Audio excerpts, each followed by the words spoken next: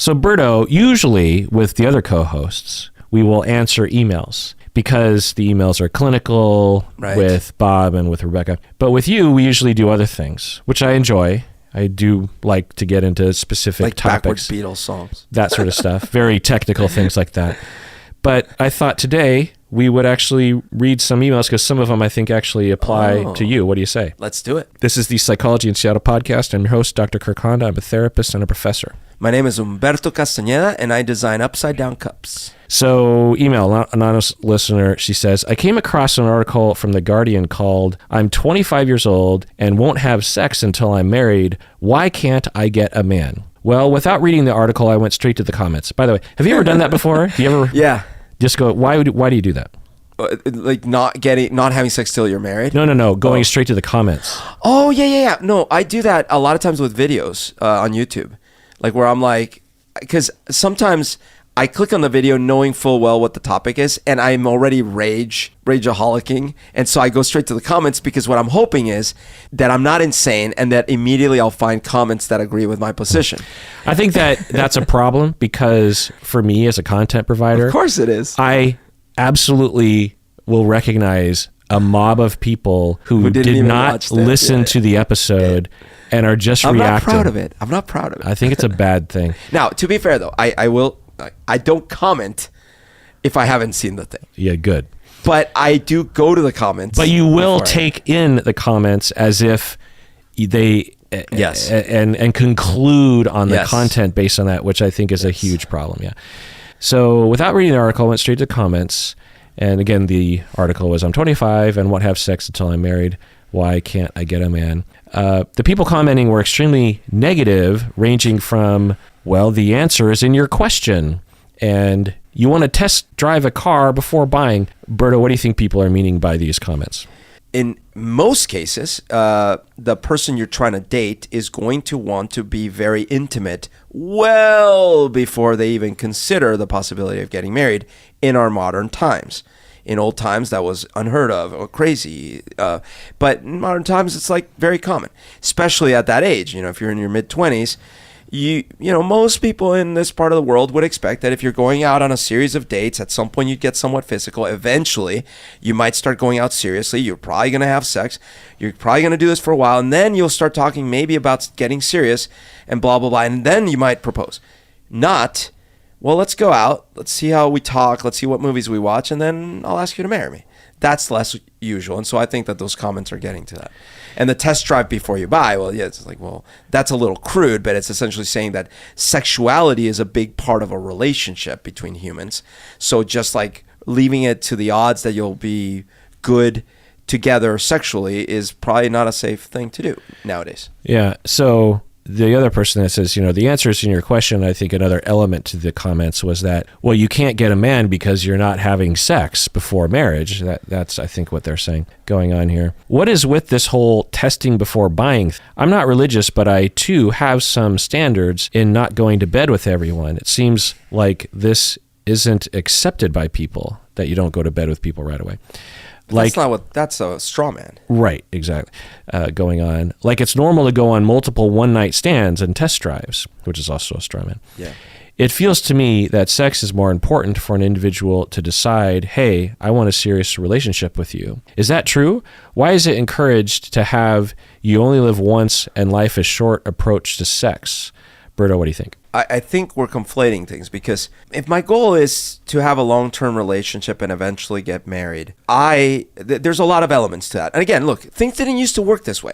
People, mostly for religious and societal reasons, would get matched at a very young age, either literally matched or they would meet and quote unquote fall in love and then get together and get married, certainly before they had sex, or at least in most cases, you know, well, or at least publicly, right, publicly, whatever, you know, publicly. Obviously the truth is that was happening. And this whole thing about like, well, we'll try it out, and if the marriage doesn't work, we could always get divorced, didn't used to be an option for most people. It's like, no, you're stuck. This is your marriage, and you're stuck for the rest of your life. And sex is for procreation. Yeah. It's so, not, oh, you don't like your sex? Tough. That's not what we're here for. Right.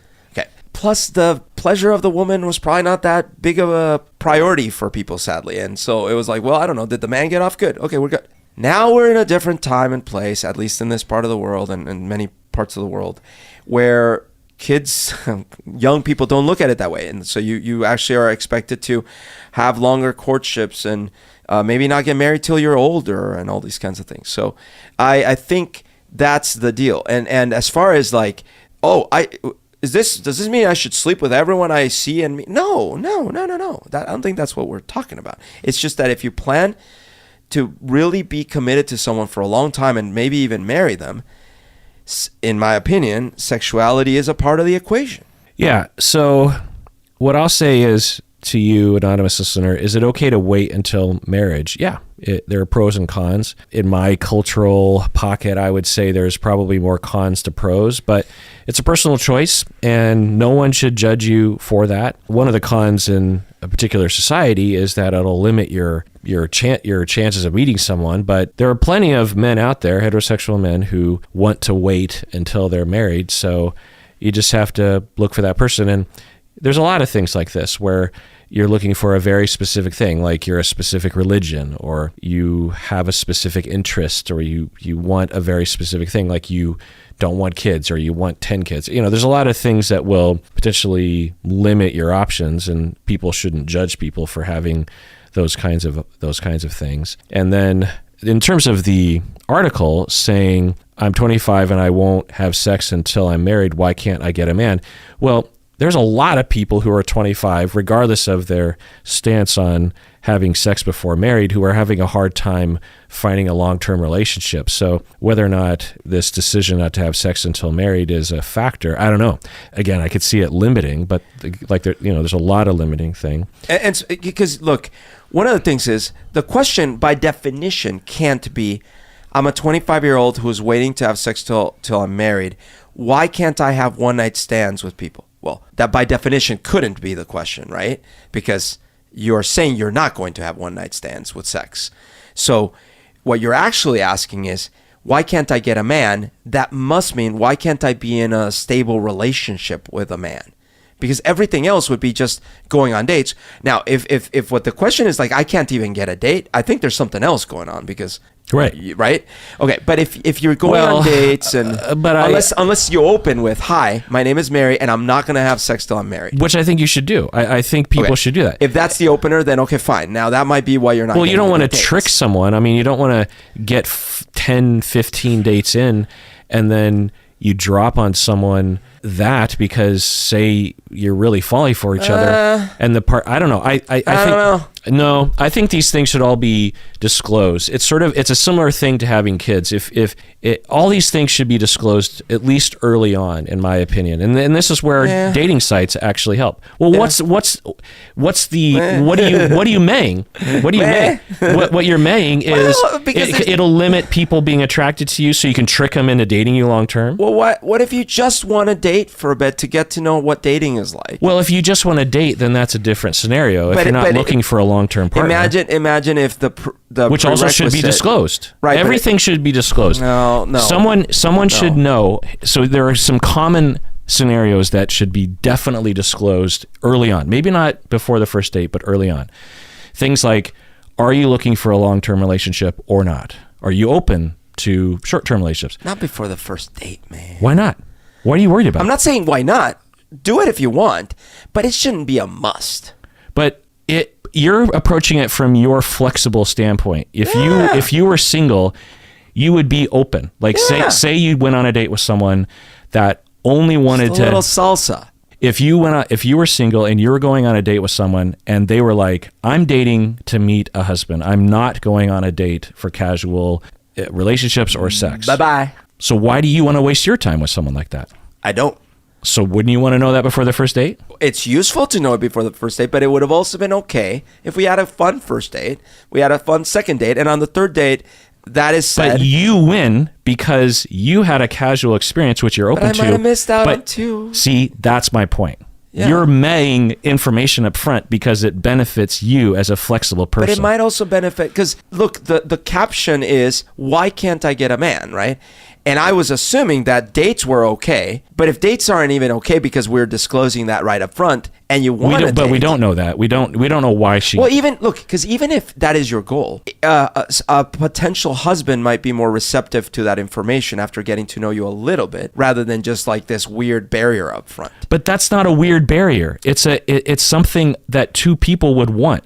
If you said to a group of guys, heterosexual dudes, I'm not looking for one-night stands. I'm not looking for casual relationships. I don't want to have sex before marriage, and I don't want to mess around, and I definitely want to have kids, and I'm not religious or whatever it is. You're pretending people even know what they want. But then there will be one person, and there will be a lot of people that will be, oh, I don't want to do that. Yeah. But there will be a group of guys that will be like, oh my God, not only am I okay with that, I've been looking for someone like you. Okay. You Fair. Shouldn't be tricking people up front. It's not about tricking. Look, I'm saying people don't know Lying what they by want. omission is tricking. No. I'm saying people don't know what they want. Well, but if you know what you want, then you should say. You might think you know what you want. I thought I knew what I wanted.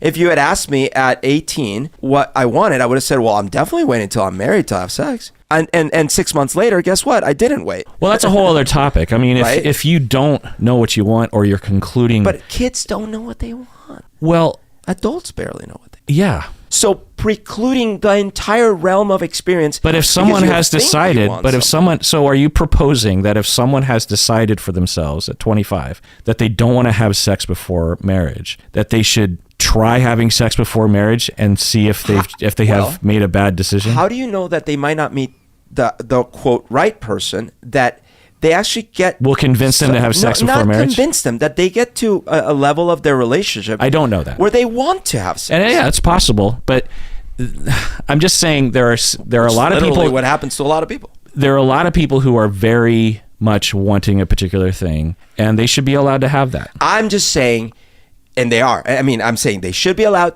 and they should even be allowed to post it on their forehead. And there are other people that want that too. But I am also saying I don't recommend it. I'm saying if you're going on your first date, sure, don't post it on your forehead. Sure. Wait. If you're flexible. If you want to wait till marriage, wait till marriage. But as a numbers game, you're going to have better chances of meeting someone that's compatible with you if you are more flexible with things like this, because like you said, it'll eliminate. Yeah. But at the same time, you should absolutely be allowed to have these things, and you should seek people out who have those desires too. Because like I said, there's plenty of guys who want to wait until marriage. Either way, what I was getting at works in both ways, because number one, either the person is struggling to, quote, find a man in that they can't even get first dates because when they post that preference, most people get turned off. Or B, they are going on a few dates and then dropping the news and then guys bail. So, in both cases, there is an issue there. And I'm saying, I am agreeing with you that they should be perfectly within their rights to state that preference. And it is going to be harder to find the right one. And maybe when they find the right one, it will be the real right one. But caveat emptor, it will be harder in today's day and age in this society. Yeah. Listener Scotty from Virginia, he says, can you explain the difference in the place for privacy and secrecy in a marriage? Berto, what do you think? Oh, yeah. I used to have a different perspective on this one. My perspective when I was younger is I must always tell everything that's in my brain, otherwise I'm lying and deceiving, and that's not good. And the way that this would play out is I would do something like not agreed upon, and then I would feel that the main thing was for me to just come clean about it, and that was the most important factor. Like what would you do? Well, kiss someone or do something that was cheating, essentially. That I didn't consider it that, but the relationship and the expectations were that it would have not happened. And so if she believed it was cheating, then it's cheating. Right, which is why I would come clean. But what I was tricking myself into believing is that by coming clean, I was absolving myself. Okay. Right?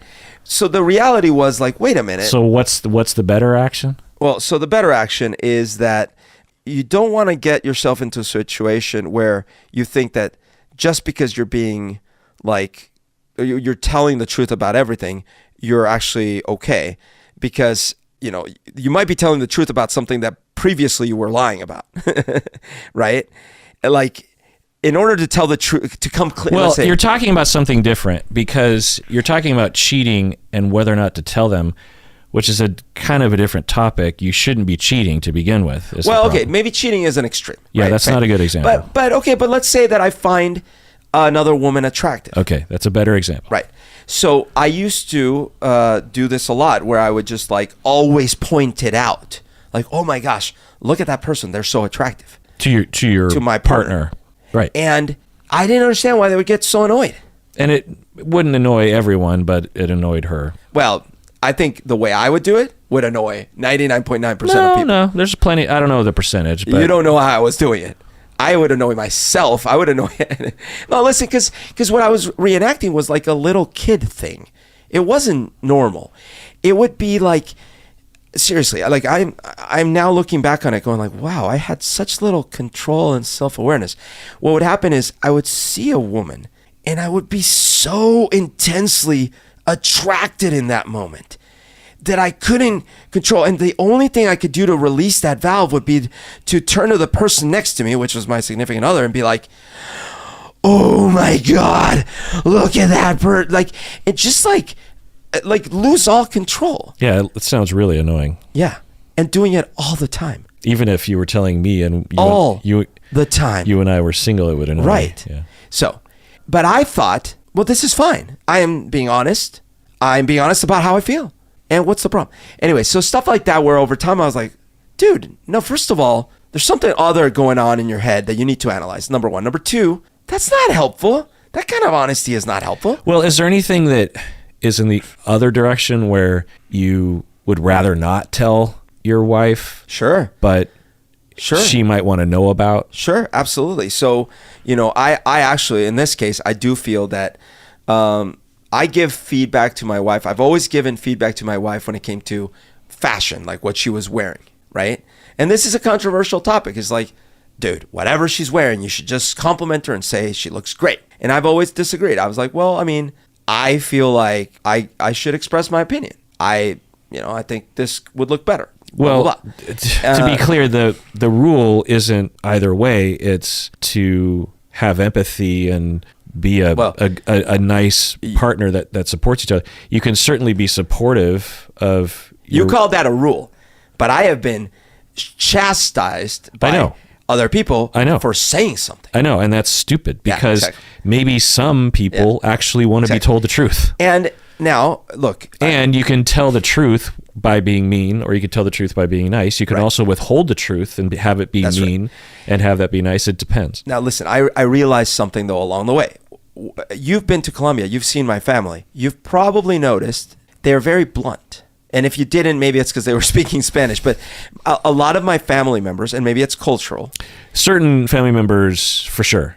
Yeah, okay, maybe not all, but a lot of them can be very blunt about many things all the time, as if they don't think others have feelings. You'll tell me things that they'll say to you that I will be aghast about. But it's not just to me, because I saw it to each other and to others. It's just a weird thing. It's like, cultural. As soon as you get off the plane, they'll be like, oh, you're fat. Yeah.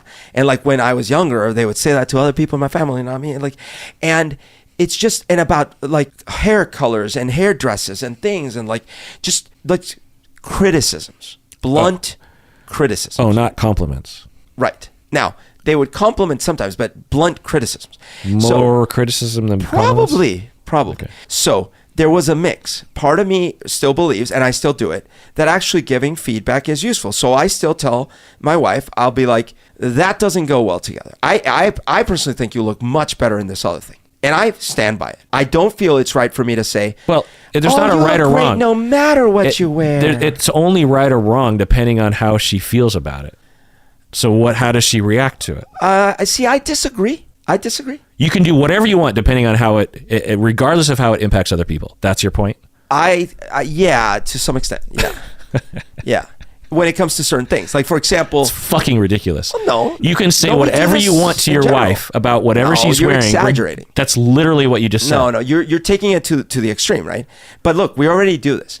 Don't you feel that you're on the street, someone does something like they pull on a dog too hard, the dog yips. Don't you feel like you should say something? Depends. Or fine, maybe that's a weird example, but like there's many cases in society where you will want to say something whether the other person likes it or not. no matter how the other person feels about it. It's not the same, though. Well, but there are those cases, right? To me, this is a case where, like, I'm okay if the person feels a little hurt. But I'd like to know how she feels when you give her feedback about what she wears. Well, originally, I'm sure it was horrible because I was modeling that other behavior, which was like hypercritical. But currently, I don't know. You don't know how she feels when you give her feedback. You don't know. I think the fact that over the years she has come to learn that I actually have a better sense than her as to what looks good on her, because I do a better job of buying things for her that look good on her. I think she's come to trust that maybe I have useful feedback, so she might trust it. And I no longer give harsh criticism. Yeah. And I now do things like I actually couch it in a compliment. So I think that now it works. Have you asked her? But I haven't asked her. I would ask her. Sure. But I will stand by my behavior. I'll say like, no, I mean, regardless of how she feels about it. Yeah, because someone might feel bad about something that's their own issue, right? Like they might have their own. It's their own body, my friend. It's their own clothes. It's my own voice. It's my own body too. Yikes! No, dude. Like I don't know why this is so weird. Like basically, it's not weird. It's mean. No. To do things without considering how it impacts other people is mean. Guess what? My wife tells me all the time. What? She admonishes me for not having taken my dishes to the sink. Does that feel good? I don't feel good when she does that. It's an expectation the two of you are going to pull your own. I don't feel. Does she ask me how I feel when she does it? So you have full possession over her body and what she wears? What? No, wait. You're changing subjects. When she admonishes me for not taking the dishes to the dish. The two of you have possession over the chores and the dishes in your house. No, I'm saying I don't question her bringing that up, and I don't expect her to ask me how I feel about it. It's terrible that you equate those two things. But it's weird that you don't see the connection, that you don't understand that she's entitled to criticize me and how I feel. Dishes. Well, about many things. What if she criticized you for the way you talk about the way she dresses? What if she said you're an asshole for the way you tell me about it? She can't do it. Actually, hey, Berto, she has thoughts. What she said yesterday? Berto, she has opinions, and you're wrong, so she gets to make whatever she wants to say. You know what she said yesterday to me? She said, "Oh my gosh, what did you eat yesterday?" I'm like, why? Last night, like, you were so garlicky while you were asleep. How does her dressing in a fashionable way that is not in line with what you want her to wear? How does me eating whatever I want to eat finish this? Because it impacts her. Because it impacts me. An outfit she picks out of the closet for herself. Yeah. Impacts you. Yeah. How? Well, first of all, we are a couple, right? I want her to be her best. I want us to live a happy life together.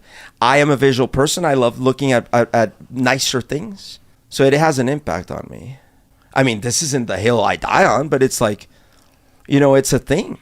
And how does the dishes impact her? Oh, well, she's got to do dishes. It's more work for her. It's true. So, I mean, both things impact both of us, right? Mm-hmm. Yeah. Well, we'll let the listeners decide. Oh, I already know what the feedback would be.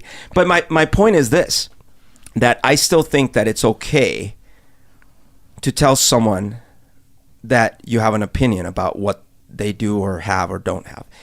Regardless of how it makes them feel. Well, so in that level, it's like, no, look, of course not. I already stated that I grew over the years because of how she felt, right? It's just that I don't every day check in with her on everything I say or do about how she felt about it. Neither does she. And therefore, there's a little bit of a guessing game. Yeah, I'm not contending that she doesn't appreciate it. I'm just contending with what you were saying, that you have the right to say whatever you want to. Well, I think your roommate has the right to say what they want to. Because you thought it. But I think your roommate had the right to say what they wanted to. Everyone should consider how other people are impacted by what they're saying. Yes, but they still have the right to say what they want to say. Yes, under the law, they can say whatever the fuck they want. But they as a human being with morals, they should find out how the other person feels and confirm that it's not harming them. Yeah, but you don't do that with every statement all the time with everything, right? Like, you don't follow every statement with how did that make you feel? No. Right. But with the bigger ones, the repetitive ones, you check in now and then. Sure. And that's why people grow over time. That's why I don't do what I used to do. Yeah. So, privacy and secrecy. Privacy could be loosely defined as things that you don't want to disclose to other people. You have a boundary about saying this or that, or disclosing this or that. Secrecy, we could loosely define as purposely withholding information that the other person probably would want to know. So there's a difference between privacy and secrecy. So you're asking, Scotty, what's the difference in a marriage? Well, there are common situations with privacy, like phone access or sexual fantasies like we were talking about, or what you talked about in therapy, for example. You might not want to just hand over your phone or say your partner asks, what do you think about while we're having sex? And you want to be private about that. Or what do you think about when you masturbate or something like this? You're just like, I don't know if I want to get into that. I'm a little shy about that, or it's private or something. Or you just got back from therapy and your partner, and this is a common enough thing, they'll be like, what'd you talk about in therapy?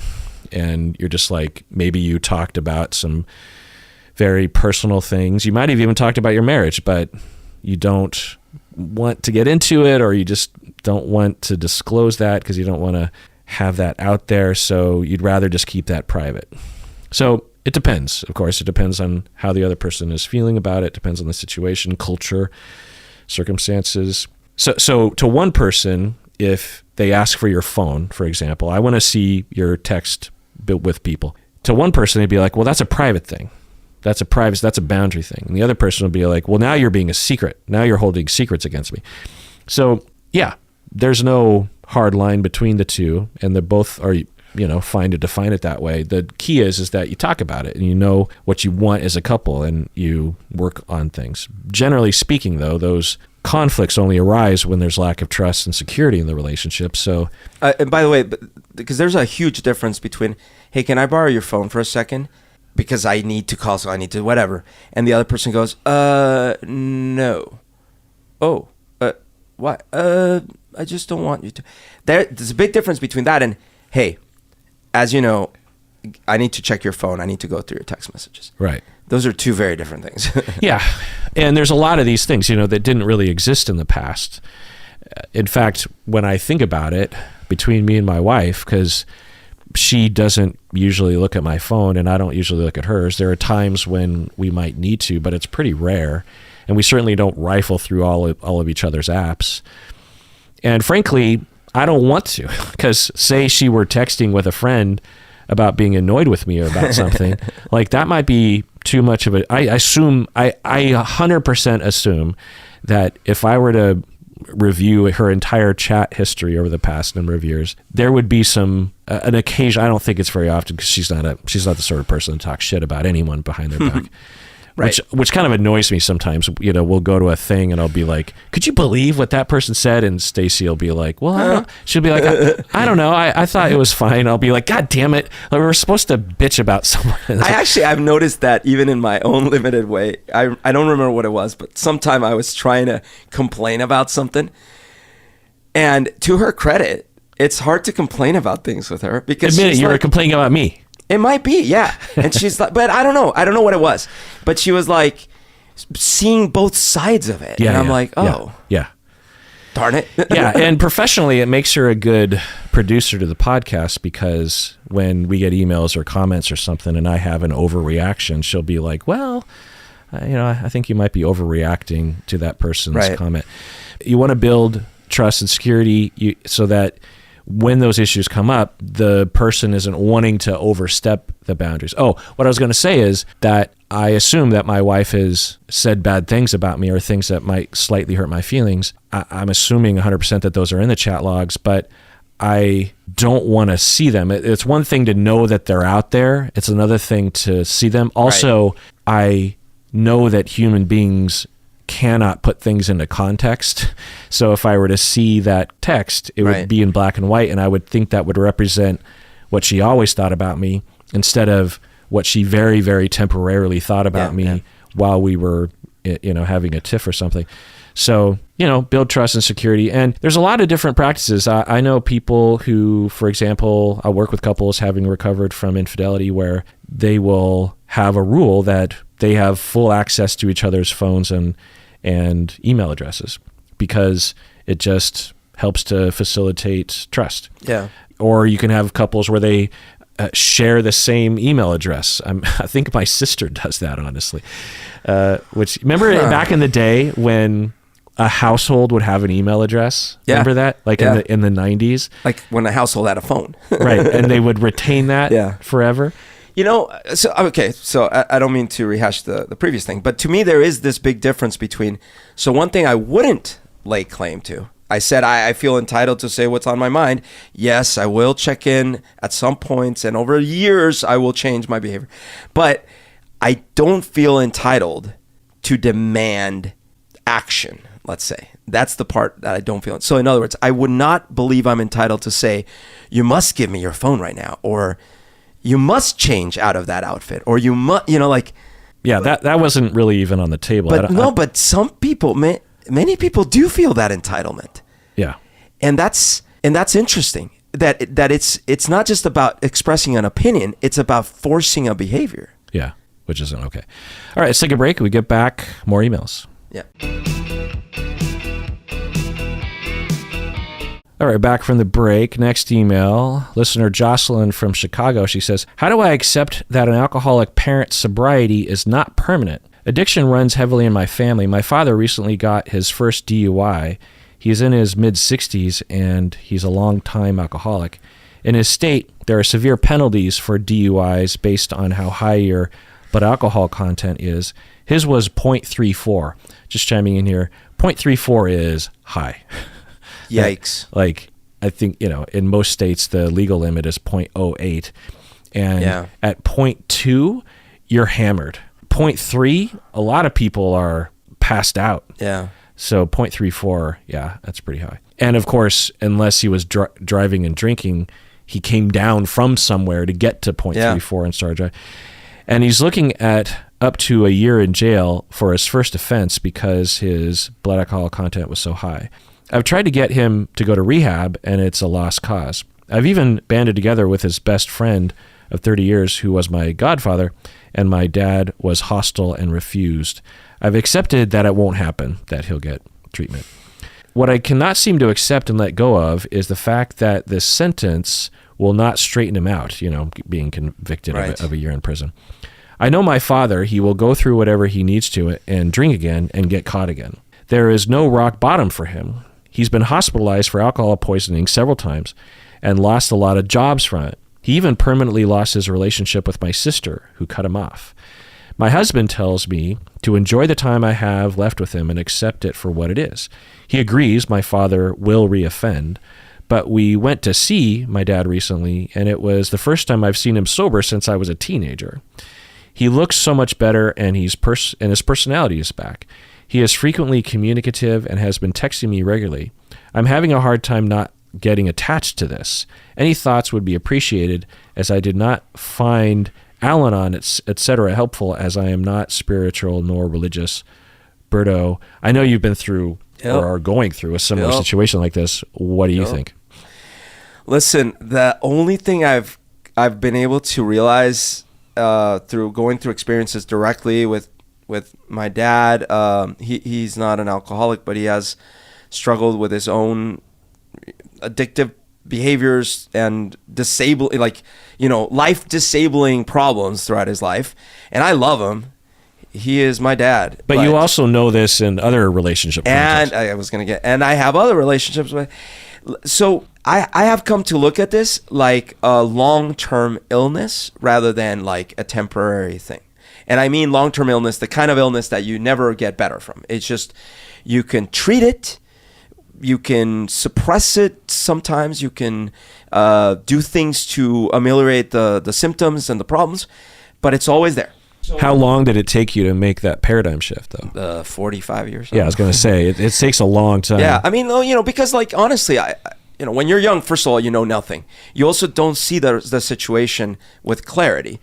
Also, even if you do see it with clarity, there's a lot of principles of having a loved one that suffers from an addiction that are completely non-intuitive. Well, that's what I mean by lack of clarity. Like when I was younger, I actually thought it was temporary. It was like, well, we just got to get him out of this situation. Right. And it's based on that idea of, and it's even propagated through alcoholism talk, which is that you got to hit bottom. Right. And we understand now that there are plenty of people who never have a bottom, and will continue to use as they hit further and further depths of various different lower bottoms. Yeah, look, having experienced or actually more than one moment of clarity with my own addictive personalities, which in my case were other things, but certainly very destructive to my finances and my well-being. And having experienced those moments of clarity, I do know that moments of clarity are a thing. It doesn't mean you're guaranteed to get one. And I've definitely... What also doesn't mean you're guaranteed to sustain that clarity. Exactly. And like an example, my first moment of clarity with spending addiction only cured me of aspects of my spending addiction, not all aspects of my spending addiction. And even to this day, I'm still susceptible about things relating to money, even after lesson after lesson after lesson. So yeah, like, with my dad, I went many years thinking, hey, maybe this could turn around. Maybe I could do this. Maybe I could do that. And unfortunately, in his case, tragically, he wasn't quite able to pull out of that nosedive. And then, he's still alive. We have as good a relationship as we can have, and I still love him. And yet, he was never able to recover from those aspects, and so he never ended up having his own productive life. So when you made the paradigm shift to accepting that it will probably never change, how did you change? The first thing was that I stopped doubling down. Like if we're using like a casino analogy, I stopped with the gambler's dilemma and doubling down, saying, well, maybe if I just send more money, right? Maybe if I just give more of myself, maybe that's what's missing. Right. Because I realized I couldn't fix it. Right. I reached a level which I was comfortable with providing, and I said, okay, I guess this is my lot. Obviously, I could choose to do nothing. I'm deciding to not do nothing. I'm going to do this much for him and just like eat it as a tax, basically. But that's where it ends. And so what started happening is at first he would still ask for more. And this was money and other kinds of help. And I started finally, and this is, 15 years ago, 10 years, I don't know. I started finally saying, no, that this is what I give you. That's it. Was it hard to do that? By the time that I got to the point where I did it, it wasn't, because I had seen through the veil or something. I was like, oh, wait a minute. It's like, it was no longer mystical. It was like, oh, I see. Okay. This is not a lever I can move. So there was something so like there's this big weight lifted off my back when I was like, no. Plus, you were also going through a financial crisis in your family. Yes. And yet it wouldn't have mattered. Honestly, it was like one of these, like, I see. And the thing is, I had realized that two things were true. One, me saying no is not his doom. And two, if it were his doom, it's not my fault. And those were very important. Yeah. Because before I believed both. Yeah, and the analogy to you, Jocelyn, isn't necessarily money that you're talking about. Which it can be, but it's also your time. Going over in the middle of the night, rescue them from a situation, appearing in court, saving them at the hospital, like not knowing where they are. Because I've also been there with people that have addictions. Yeah, right. So it's a matter of realistic boundaries with someone that has something that if they don't have control over, you definitely don't have control over. I used to think I could psychologize my way into a solution, because, and I mean that in the sense of like, hey, I'm smart. I bet you I could trick them into, and not in a malicious way. I bet you I could engineer them into solving this problem. Yeah. Yeah, because if you've ever struggled with a behavioral change and managed to change it, you just think, oh, well, it's possible. But for some people, for whatever reason, they really have a hard time doing it. And if not it might be impossible. So yeah, that's the key, is this paradigm shift from believing that you can change it, or even they could change it, to, and it's not giving up hope, and it's not giving up the chance. And certainly some people can get sober at the age of 62, but the questions that I would, or the paradigm that I would recommend considering is accepting that there's a pretty good chance that your dad will never recover and get sober, or he'll never recover to the extent that he won't be at risk of using now and then or something. So if you fully accept that no matter what you do, and maybe even no matter what he does, because you can force someone to go to treatment.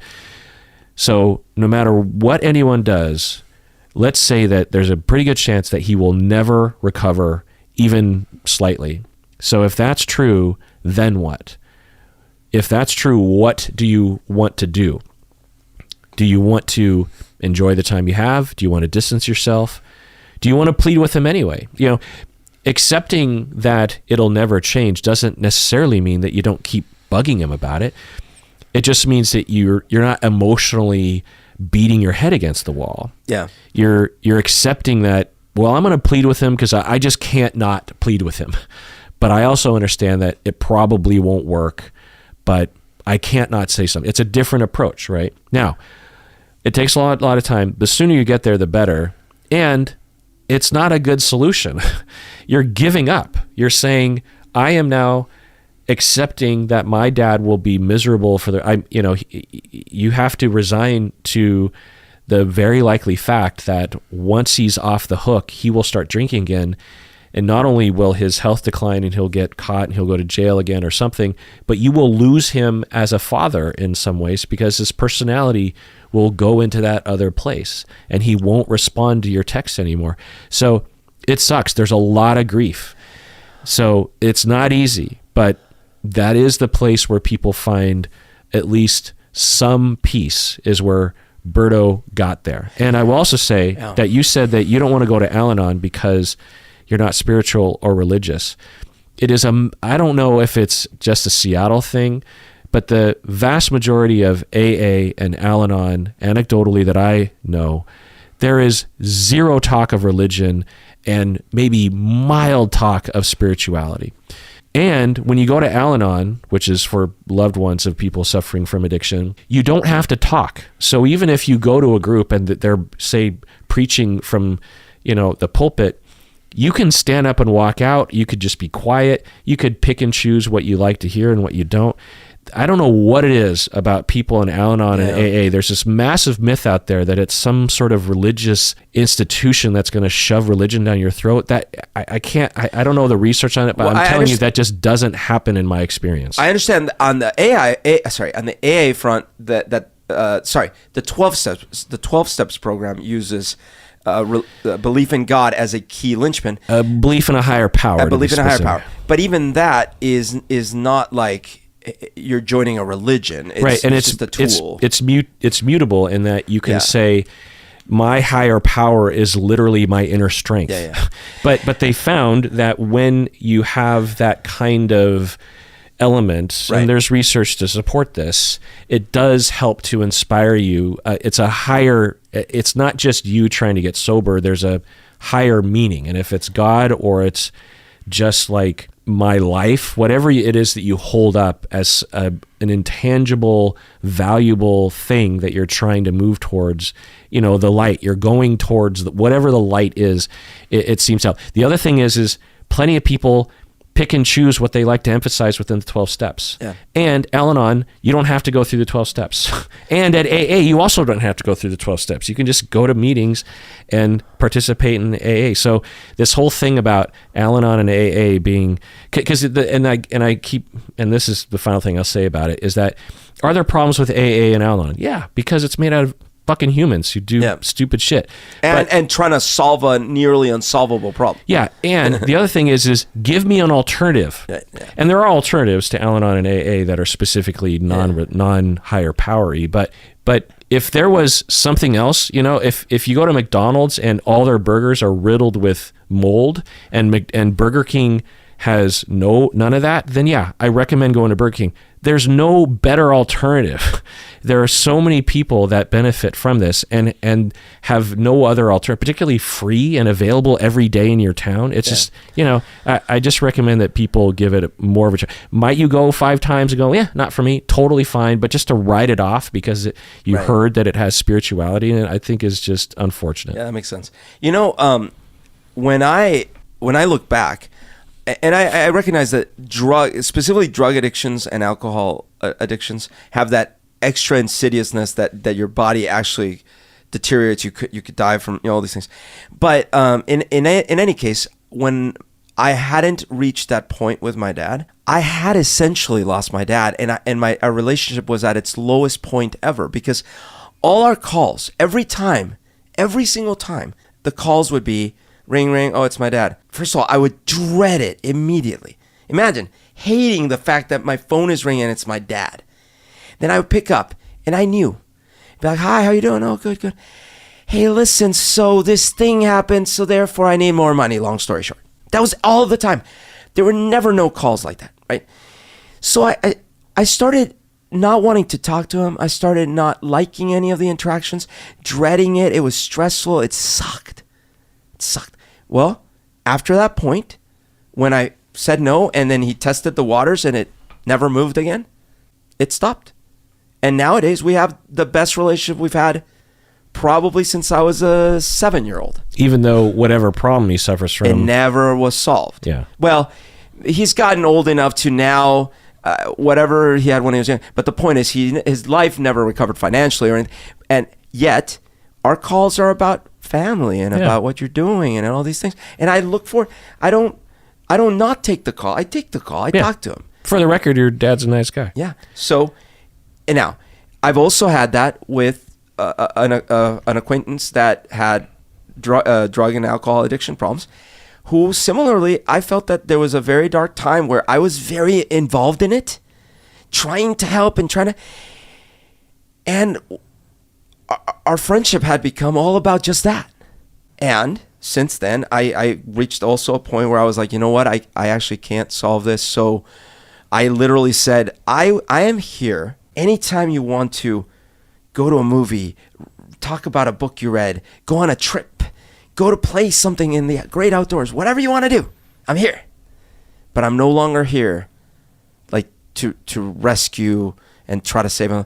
And after that, when I see this person, we have a good time, and it's not, but yeah, I didn't solve the problems. Yeah, I didn't know that you drove that back. I mean, I think I saw it kind of, but I didn't know. And a lot of it actually was a result of many times I talked to you about the impossibility of me solving things. Yeah.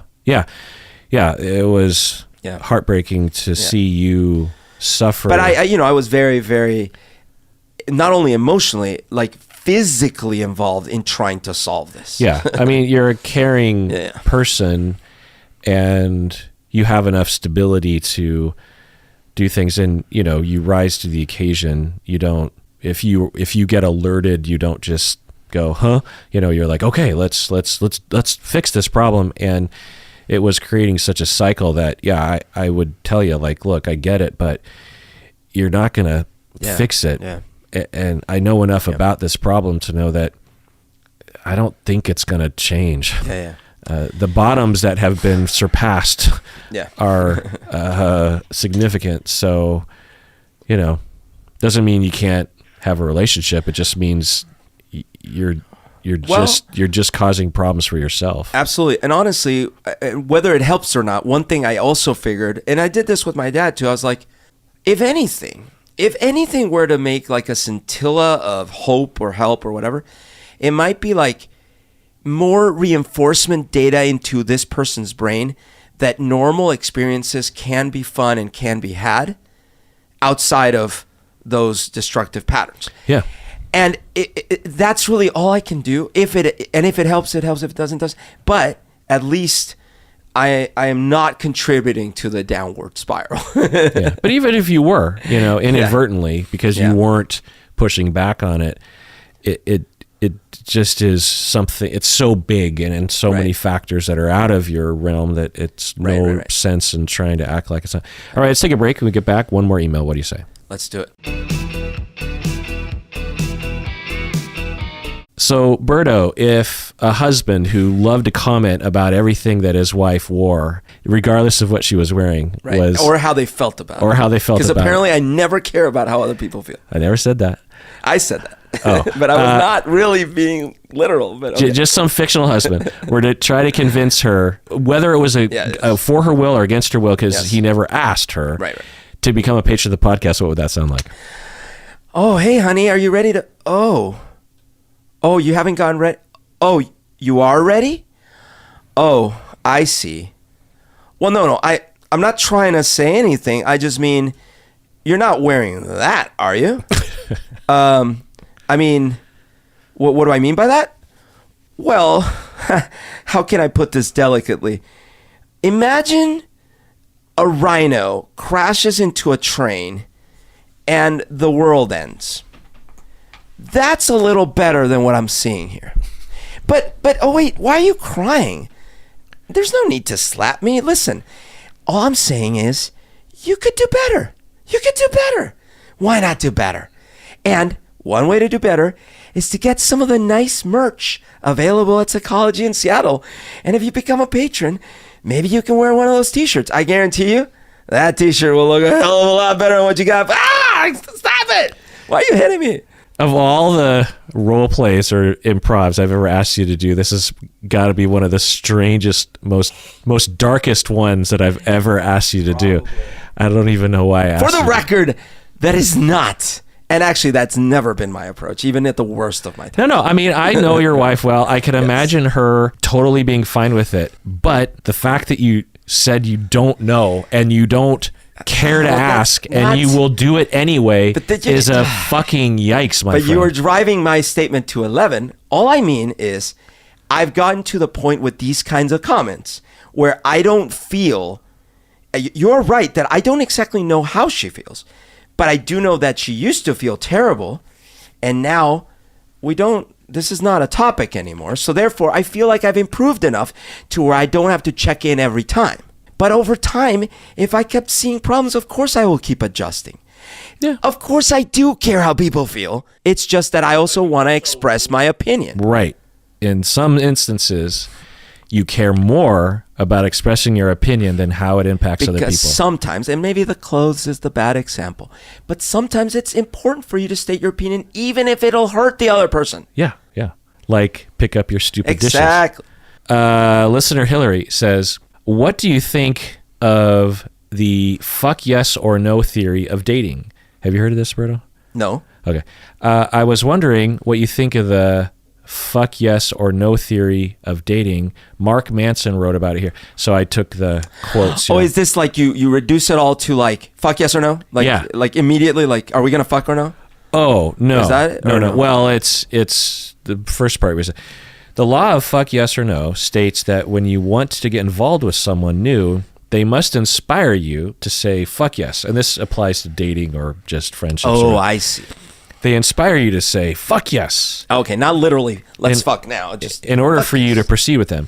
They must also respond with fuck yes in order for you to proceed with them. The benefits to this are you no longer are strung along by people who aren't that into you. You no longer pursue people who are so on for ego purposes. Consent issues are instantly resolved. That's not true. Establish strong personal boundaries and enforce them. Okay. I find the idea changed my own approach to dating and to navigating relationships worth emotional investment or not. Berto, what do you think? Well, I don't know because, first of all, not on the boundaries. Like that's not a like. Okay, hey, you said fuck yes. Everything's on the table. Come on now. But from my own experience, and it's an N of 1 or 2. Look, when I first tried to date my wife, we went on a few dates, and then I asked her out, and she said no. And so then we didn't date for a while. She went on other dates with other people. We went off to college because this was the summer after high school. And later we started dating. And even after we started dating, it wasn't great. A lot of people didn't think we should be together. Honestly, I'm not even sure we should have been together. But we stuck with it. And then now I don't think I could be with anyone else. I honestly don't think I could get along with anyone else as long and as well as I have with my wife. Did I just get lucky? Maybe. Who knows? So look, I don't think there's a perfect rule to these things. Yeah. And if I had used this rule, I would have certainly ruled her out permanently. Right. Yeah. So I think this applies and would be helpful to people who have been in a number of early relationships with people, or maybe even long-term relationships with people who were giving a lot of signals, or maybe even were overtly saying, I'm not that into you. And you just kept trying, and you didn't prioritize your own needs. You kept trying to make it work with the person. You would make all these compromises. A classic would be you have a heterosexual relationship and the guy wants to have sex with other people, and the girlfriend doesn't want that to happen, but doesn't want to let go and doesn't want to lose him. So she agrees to allow him to have sex with other people. And meanwhile, she's crying herself to sleep every night. Yeah, it's an extreme example, but it happens. And there are certainly analogous situations to that. And yeah, in those situations, if you benefit from this, I think, kind of obvious notion that you should only be into people who are enthusiastic, or to a certain level enthusiastic towards you, then for sure that would help. But I think of a lot of other examples where this would really shoot someone in the foot, like in friendships, because a lot of the times you're not going to get overt enthusiasm from other people necessarily, where they're just like, oh my God, I need to be your best friend. Well, especially you can turn people off with that kind of overt enthusiasm. Right. Well, and even if it doesn't, it's normal to be pretty casual, maybe even throughout a really solid, good friendship, Imagine if when we met at karaoke, I would have said, hey, two things. Do you want to be in our band too? Oh my gosh, you and I are best friends. Yeah. Right. But and I don't know how I would have reacted, honestly. I mean, you would have been like, nerd. I don't know. I don't know. Yeah. So I'm a pretty enthusiastic friend, but the point is that these kind of simple guidelines always have problems, and there's a lot of problems with this simple guideline. It depends. What do we mean by someone that says "fuck yes"? Are you worth reciprocity and mutual enthusiasm? Yes. If that is something that you need to hear, then this rule might be something to follow. If that's not something, because like for me, I don't need to be told this, because honestly, if I followed this rule, kind of the spirit of the rule, about half of my friends I would probably stop contacting, because I initiate most of the things with them. Right. And so I would have half the friends, but I know that that's just not the way I want to live. I'd rather live in a world where I'm the enthusiastic one and they're enthusiastically following. Yeah. And even if they're not enthusiastic, I'd rather live in that world where I'm the enthusiastic one and they're lesser enthusiastic, and have those friends than to have no friends at all. Well, and if everyone was throwing a party every Friday night, no one could go to anyone's party. Yeah, right. You need, I think what you're saying is I'm the initiator. Yeah. Now, of course, and we've talked about this, the burden shouldn't always be on one person, blah, blah, blah. But the point stands. It's like you can't, well, you could, but it wouldn't be awesome to lead your friendships in a way where it's like, well, that person didn't call me last week, I guess we're done. Right.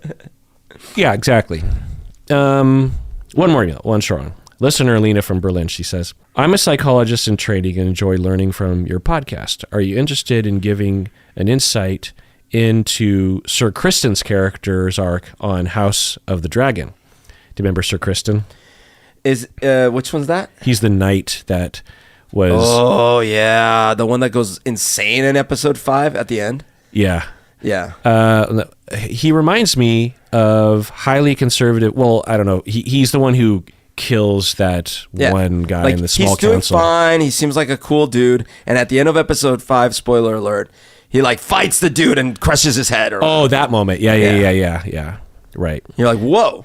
So okay. She says, he reminds me of highly conservative people with good values, but rigid internal models of right and wrong, for whom punishment becomes enjoyable and violence acceptable. And then she asks, why are you pulling for him? End of email. So I must have mentioned in a episode a long time ago that I was pulling for Sir Kristen. And I don't know where I was in watching the season, and I don't remember saying that. I'm guessing it was at the beginning of the season. No, even by episode... Look, I was pulling for him even halfway through episode 5. Yeah. So... It's just that after that, it's like, oh...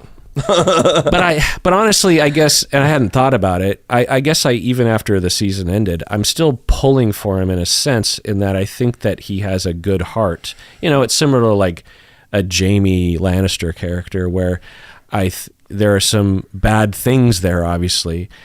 Jaime pushed Bran out of the window, even possibly killing him. So Jaime Lannister is a pretty horrific human being. At the same time, you see a good side to them, and I think Sir Kristen has that. So I guess I'm pulling for that side of him, but I don't think we're going to get that. I've read this story arc, but I forget how it goes, and I'm sort of glad I forgot. It's bullshit. He's blaming her for him violating his vows. Well, if you watch the scene, I mean, she's pretty insistent, and she's his superior. Yeah, but it's his vows. I don't know. Yeah, she didn't. She if you watch the scene, she makes it really hard for him. Like, she really, there's probably like 5 moments where he's just like, Your Highness, or whatever, and he's trying to get away, and she's like, no. You could argue that he wanted to all along. I don't know. It's hard to say. Yeah, if it's a power, okay, if we're talking about a power dynamic, sure, that is.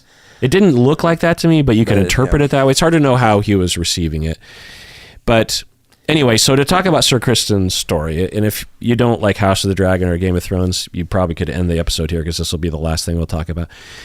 So Sir Kristen is from Dorne, which is considered kind of an exotic southern, think of like Spain, I think is what it's kind of modeled after.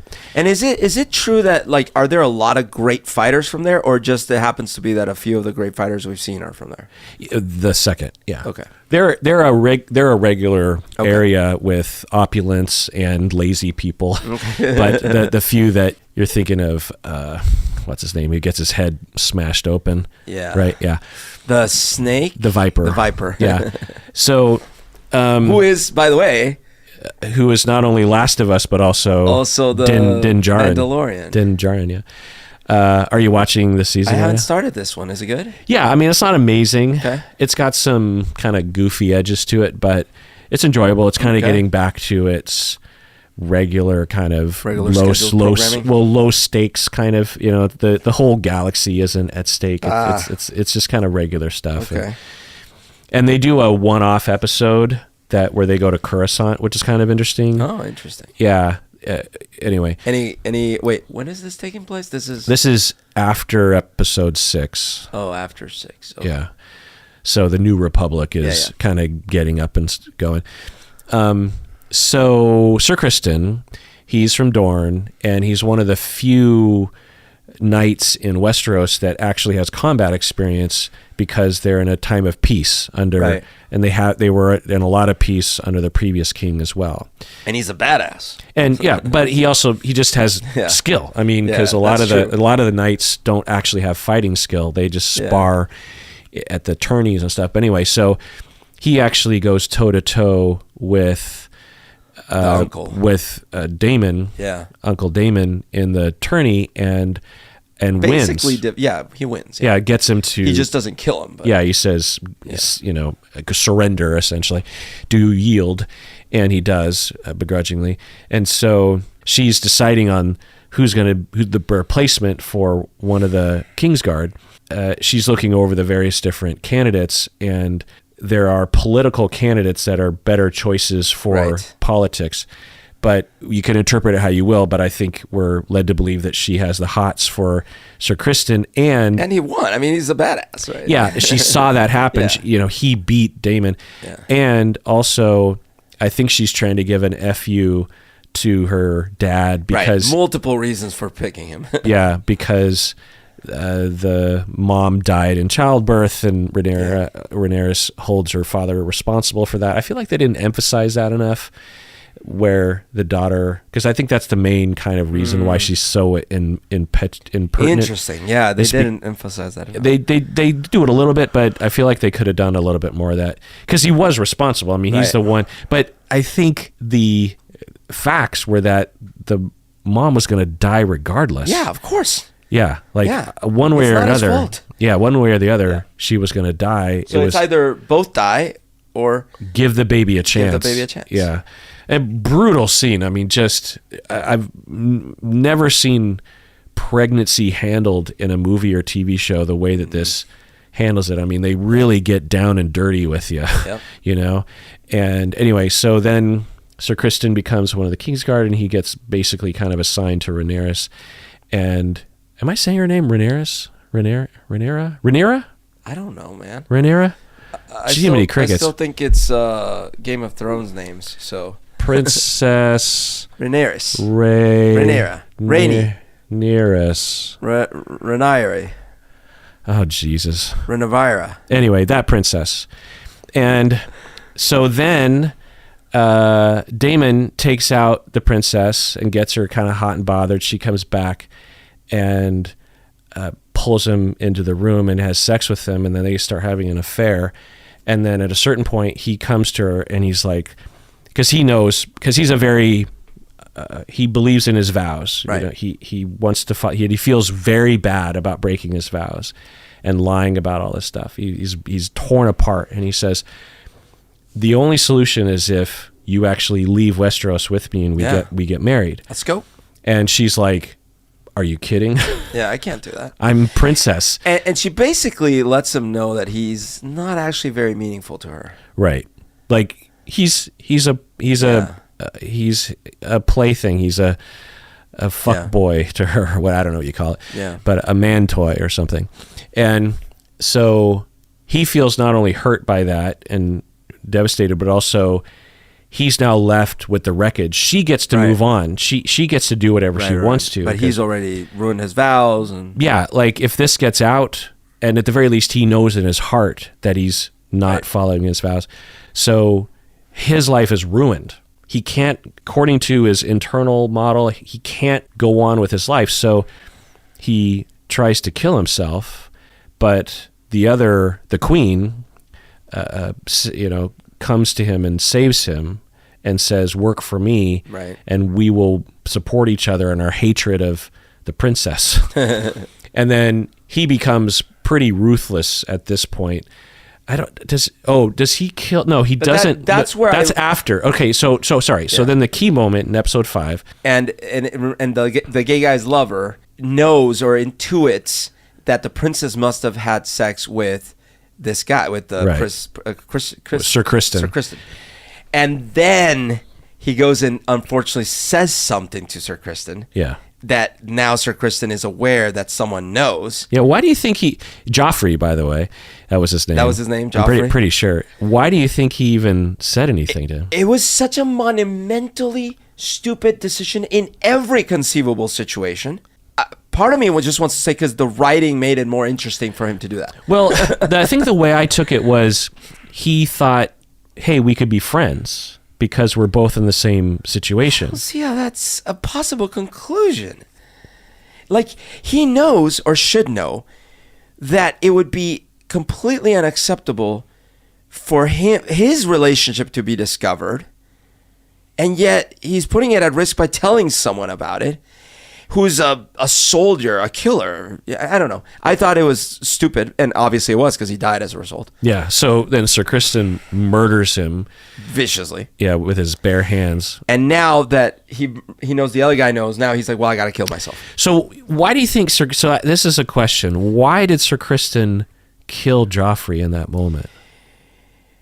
I got maybe a combination of one, this can't be known, but he didn't think it through because he's like, oh wait, I bet you the other guy knows.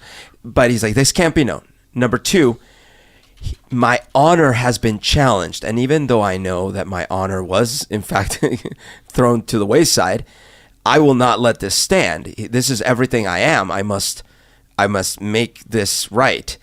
And then third, it's blind rage. It's like his whole life crumbles in that moment, and so it's like, okay, I gotta. I guess when we see that he that night goes to kill himself, I think is that night. And by the way, it's Princess Rhaenyra. Rhaenyra Sala. Rhaenyra Targaryen. Rhaenyra. So maybe he was suicidal anyway, and he must have had thoughts, right? And then this comes out, and he's like, "Crap, it's out there. So I might as well kill this guy, and I'm gonna go off myself. I'm gonna kill this guy because I'm really pissed off, and then I'll kill myself." Yeah. So he goes off, but then this is where not only does he like somehow rationalize, like, even though I've broken my vows and I'm devastated and I've now murdered this guy viciously, I'm going to actually not kill myself, and I'm going to work to take vengeance on this other person, even though my vows were still broken. And everything. Well, he wasn't, that's not his prime directive. His prime directive is to the queen and king. Yeah, I guess so. Maybe what she offered was, hey, you can redeem yourself by still honoring the king and the queen. Right. If you just honor me. Yeah.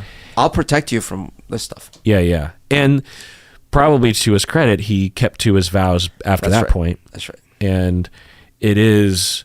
So the way that I see his arc, listener Lena, is that it's sort of like with Hal on Space Odyssey, 2001, where... Because the original... so if you ever see 2010... Have you seen 2010? Yep. So but only like once, twice. They kind of retconned the original movie. Yeah. So in the original movie, the implication was Hal just went insane. Yeah. Essentially, and decided to kill the astronauts.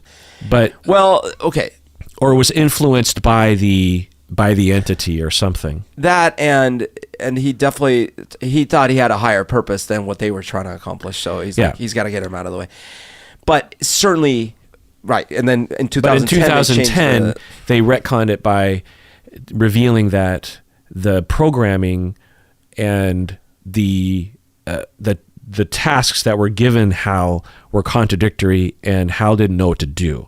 So Hal made this choice to kill the humans because it was programmed to do some higher purpose, or so. I can't remember the exact thing. So it's a similar thing that with Kristen,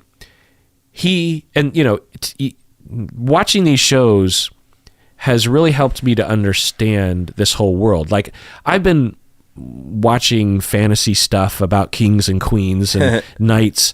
I've been reading books about it. I've been playing video. All your life. All my life. Yeah. Just constant that stuff. But I never had any idea how the system worked. And it does not map on to our current society at all. Yeah. The honor, the family, the houses, the land ownership, the classes. The importance of a word, of both literally a word, but also the word of your, hey, you gave someone your word. Right. Yeah.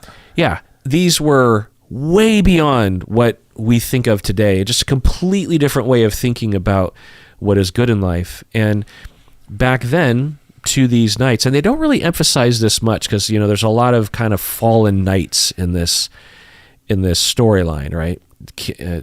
Like the whole thing with Jaime Lannister was that he's a kingslayer.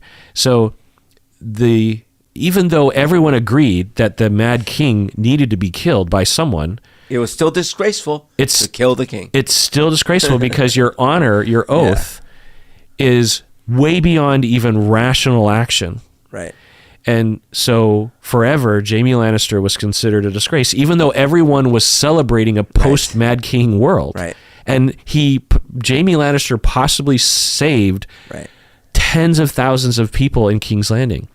And yet everyone saw him as a disgrace and as a joke and as a man without honor. So that's how these things were. Think of like Japan, a system of samurai. Yeah. If you get attacked by a neighboring clan and you're outnumbered 10 to 1, but somehow they break through the walls and kill your master, and you somehow survive, you must kill yourself. Yeah. There is just no way around it, even though you did everything within your power and it was not your fault and there was 10 to 1. Doesn't matter. Maybe even your master called it upon himself.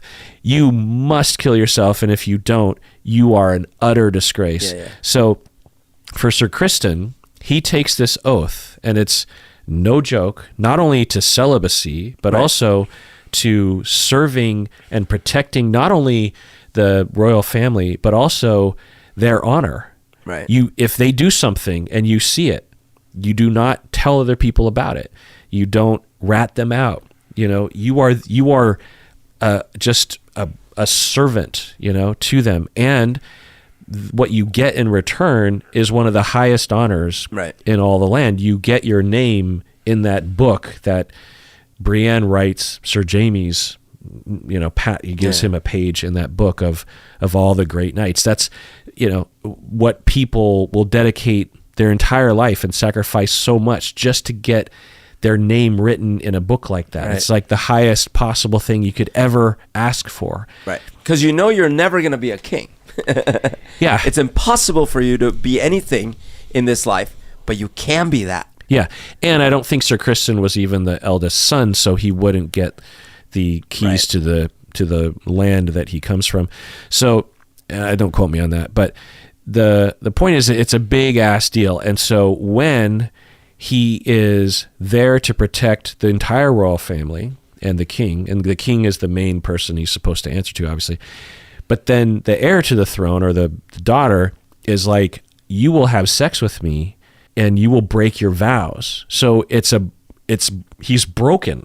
He doesn't know which way to go. Right. Which way do I go? Do I uphold my vows and not have sex with her and also not denigrate her honor? Or do I disobey the princess? Right. What do I do? Do I tell the king and rat on the princess? Do I lie by omission to the king and queen about the princess? I don't know if the queen was around by that point. Probably not. And anyway, so the point is he really wants to be good. And so the royal family can, and there's many other examples of this where they put him in this position and he doesn't know what to do. Right. And so it breaks him psychologically, where he now hates himself so much that he wants to kill himself and is willing to take great action. Now, his killing of Joffrey was abhorrent. So clearly the guy has some issues. Yeah. Like there's so many other things he could have done other than that. But if it's his honor that he's, maybe he's like, well, if people are going to find out about it, they'll see how much I care about keeping this quiet or how angry I am about, I don't know. People do that stuff today. Yeah. People be like, well, if people are going to find out about this anyway, I'm going to do this drastic action to show how much this matters to me. Well, and it's not like he doesn't kill people and smashes their skulls already. Right. Like he does that. He won the tournament doing that. Like, he's very comfortable with that as an action. It's not like, well, this is the one time I'm going to kill someone and, oh, geez, there's blood. Right. So from our eyes, that's like, oh my God, what did he just do? From his eyes, it's like, well, I got to avenge this. So of course I'm going to fight him. And well, yeah, of course I'm going to kill him in a quick and brutal way. Right. But granted, I'm saying that, but at the same time, it was clear that there was rage, sort of out of control rage there. So it was it's like one of those things where like his manhood was completely shredded by the princess, that kind of thing, being rejected. Yeah. So a lot of pent up anger from the whole situation. And maybe by extension, he wanted to kill the princess or her fake husband. Right. But at least I can kill this random guy who isn't, well, maybe that's it. It's like this guy is the closest thing to the royal family, but he's not actually one of the royals. That's right. And so I can smash his face in, literally. And, but I don't even think he was thinking about consequences. He was like, No. I'm just thinking like but it's like he still was. But he's still couldn't, beholden. Like, go after. Like he wanted to kill the princess probably, or someone along those lines, or her new husband. But his code was such that he couldn't do that. But he could kill someone that's close to someone them. irrelevant. Yeah. And maybe also, okay, that was the other aspect that I forgot about. of course he also wanted to kill Joffrey, if that's his name, because he's making a mockery of the new marriage. And so it's like compounding mockery on top of mockery on top of mockery. So he's like, I'm not going to stand for this, you know? So I'm looking up the name. I'm pretty sure, I thought it was Joffrey. Yeah. Sir Joffrey Lawnmouth. Right. Okay. Surmises Kristen and Rhaenyra is Rhaenyra's paramour. Yeah. When Kristen believes Joffrey is threatening blackmail, so nah, no way. When Kristen believes Joffrey is threatening blackmail, nah, yeah, that's not right. It didn't look that way. No, because he wasn't going to blackmail him for what? He doesn't have money. Nah, that's incorrect. Reddit will have the answer. Why did Kristen kill Joffrey? No, I'm telling you, it's all the stuff we've been saying, plus he's seeing this guy violate even further the sanctity of the whole situation. He's making an even bigger mockery of the whole thing. Well, one could argue that it's protecting the royal family by getting rid of, the other person. But it's not even the royal family; it's the institution. Yeah. Right? Because he's saying, this guy is coming to him and saying, hey, not only did your vow not matter, not only did you breaking your vow not matter, I know about it, and I'm laughing about it, because guess what? I'm doing with this guy. The whole thing's a farce. Nothing matters. Oh. And so, you know what? That was the elephant that broke the camel's straw. I could see that, yeah. Like, oh my God, the whole thing is a sham. I can't take it anymore. And you're dying as a result. So someone named Megmika said, I think Sir Kristen panicked. It's treason to even suggest that Rhaenyra isn't a maiden. Why? She's the heir to the throne of an absolute monarchy. Questioning her virtue is akin to questioning the legitimacy of the Targaryen rule. Would he have reacted differently in a private setting? We don't know. No. But Joffrey walked up to him and started talking about how his bang buddy is okay with Sir Kristen as Rhaenyra's bang buddy, so everything will be cool. Which, again, there's no blackmail implication there at all. Yeah. But now Sir Kristen thinks everybody knows, and anyone who didn't know is going to find out because Sir Joffrey just talked about it. I could see that. Well, I can see him, after he kills him, realizing, oh, wait, if he knows, maybe the other guy knows, I got to kill myself, right? I could see that. But the other guy knowing wouldn't necessarily threaten Sir Kristen because the other guy is a part of the royal family now and doesn't I know. That's why I'm disagreeing with this point altogether. First of all, number one, I don't think he killed him because he thought everyone knew. Because if he thought everyone knew, what's the point of killing him? That's not why he killed him. Well, that's that second part. He's like, maybe everyone doesn't know yet, but they will know soon. So, especially if this guy's around. I mean, okay. So, of course it's a factor. Absolutely. We said that from the beginning. He's like, oh shit, he knows, we got to kill him. Absolutely. I'm just saying, it's not just this calculated move of like, okay, I got to cover my tracks. In my opinion, there was rage and everything we discussed, his manhood being demolished, his the institution he believed in now being questioned and ridiculed, the threat to the institution, and the terror of everyone finding out. Sure, add it all together. Yeah, one boiling pot. Here's another factor I'll lay on you. Tell me if it sticks. Is that he's killing the messenger. This is one of the first people killing the messenger. Aside from Rhaenyra, who is saying, I am now telling you what you are doing or what you did do. Right. No one has done that except for Rhaenyra. Right. Another person just comes up and says, by the way, you are having an affair with the princess. And for Sir Kristen, he's been in denial kind of about it. He just doesn't think about it. In fact, when he's probably hanging out in that grand hall, he's just like, I'm a guard. That's it. Right. That's it. I'm not Princess Rhaenyra's paramour. When he says that, it's like it opens up this. In fact, this thing, and he's just like, he freaks out. In fact, not only do I 100% agree, I think what he's really doing in that moment is he's killing himself. Yeah. Because when he says that to him, he recognizes himself in that person, and he sees, oh, wow. Oh, right. Yeah, this is real. This really happened. Everything's a sham. I've defrauded everything. I need to kill myself. And this becomes him killing himself. But then after that, he's like, okay, now I got to really kill myself. So another detail, King Jaehaerys, who was king before Viserys, had a Kingsguard who had 3 wives and 16 children. Whoa. The wives were commoners and knew he was one of the Kingsguard, but they didn't know about each other. And Sir Lucamore, his name, was castrated and sent to the wall. Oh. So that's like the best outcome for Sir Criston can expect if he gets caught. I don't remember if there's an example of a princess and a Kingsguard knight in the history of the dynasty, but I would imagine the punishment would be weeks of torture followed by death and possibly the ruin of the knight's relatives. Yeah.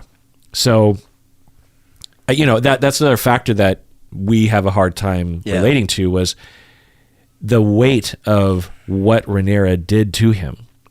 Not only did he condemn him possibly to weeks of torture and death, but also the death of all of his family. Yes. However, I don't buy that that's what was going through his head, because, again, killing him in such an open spectacle, if he was having this kind of like, think about it, this happened in seconds, less than seconds. Yeah. If he talks to him, he's like, oh God, I could be castrated, sent to the wall. My family could be killed. But, a similar panic that could happen is, I don't know, what's a modern example? You're the one that robbed the bank, or you're the one that's robbed 5 banks, and someone comes up to you and is just like, hey, I know it was you that robbed those banks.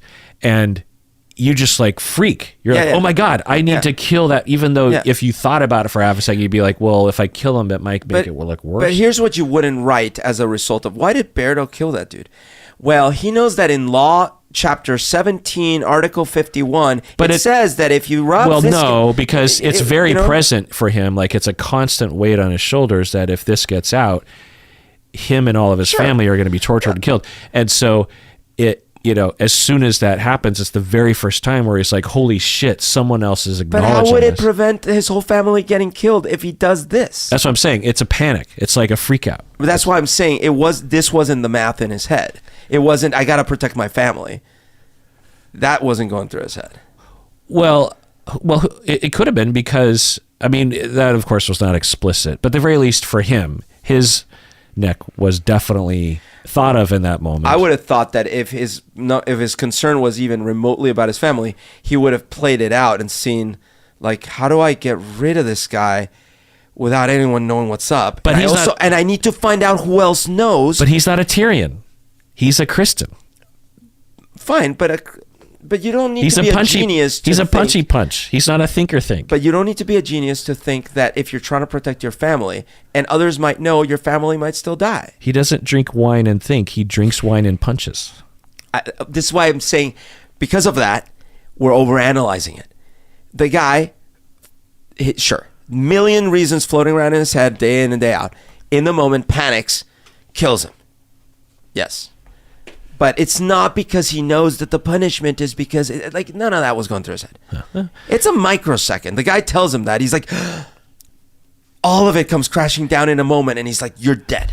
I love this season, and it frustrates me for this very reason, that so many of these key moments are depicted very well, but it's not handed to us on a silver platter as to why it's happening. Yeah. You have to think about it for a while. But that is some of the stuff I love the most about this one. Yeah.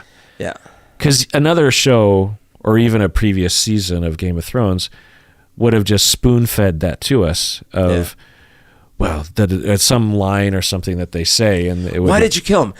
I knew I had to kill him because I know that in law, chapter 51, article 7, it says that. I don't think it's that obscure to them. I think it's very known to them. I think it's front and center.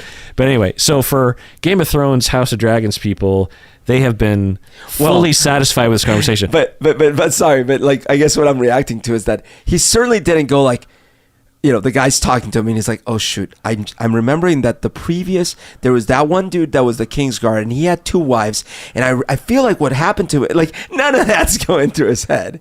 You know what I mean? Yeah, but a bad outcome would be fully present. Yes, the gestalt is, I'm dead. I gotta kill him. Yeah, because I'm dead. Right. Yeah, and certainly we in the show we didn't get any indication that there was any threat to his family or that he thought about that. But I will say, who knows what he was I will thinking. go further to say that the manner in which he killed them was so decisive, brutal, and visible, like, I don't know, visceral, that I think I will still stand by the overriding factor being my honor is in tatters. I've been shattered, and I must kill myself. Therefore, I will destroy this thing in front of me. Yeah, there's also an element of homophobia that was possible in that was considered disgusting for a man and a man to be together, and so in that realm, it is. Yeah. Oh, okay. Yeah, I mean, there's pockets of understanding, particularly in Dorne, for example, but there's a lot of heterosexism and you could be killed for such things in that culture. So there's that. Also, you could imagine that he just hates himself so much and has been building a hatred for himself so much that he just self-destructs at that moment. He just exactly. Yeah. That's what I see. Yeah. All right. Well, that does it for that episode of Psychology in Seattle. Maybe we'll do more of these. I didn't realize that we'd have so much to talk about reading these emails. I love it. Usually I do it with the other people, but not with you. Well, there you go. I didn't know you had opinions. Well, let me think about that. And everyone out there, please take care of yourself because you deserve it.